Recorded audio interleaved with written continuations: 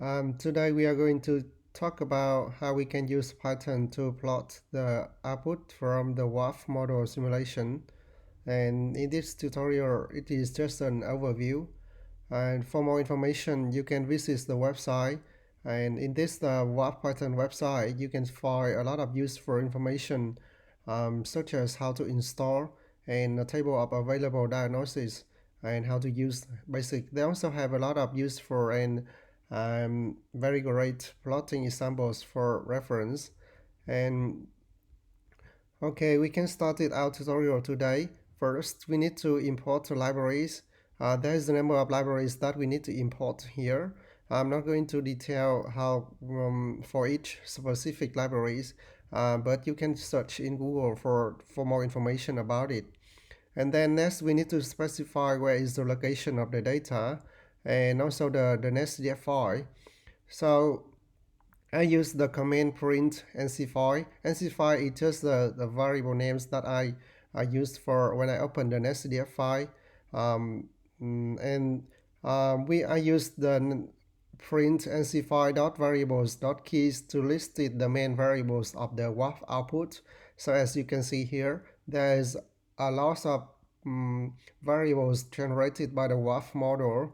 And for example, to meter temperature, uwin and vwin, and also barrel layer highs, and I think barrel layer high is here, also latent heat flux, and yeah, there's a lot of variables here.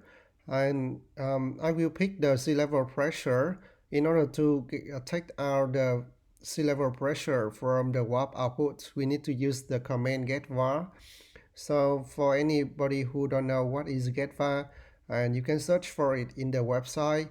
So WRF.getvar is mean you can extract the variables from the WRF output model output, and then we can look at the dimension.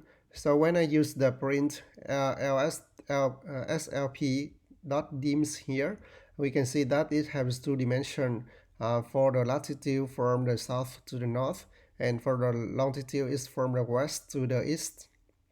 And when we print the SLP, we can see the information. This is the data array, the value of SLP at each grid point. And we can also see the longitude, latitude, and the time. And in this output data, we can also see the description, sea level pressure, and the unit. And also we know that projection, the model was run in a Lambert conformal projection. So we can look at the longitude and latitude to see what is the range and the model study area by using the commands like in here. For example, the longitude and latitude, we print out the maximum and minimum, and we can also print out the time. And another way is that we use the function written in the WRF package, so that we can have a longitude or latitude much faster instead of using two commands like this. And then we can print out the minimum and maximum value. So it is similar with the one we use here. Okay, this is all for the overview tutorial today.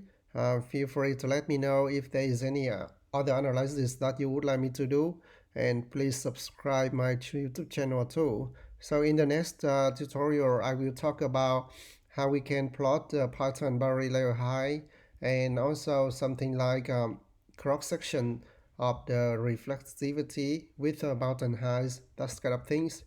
Okay, thank you very much.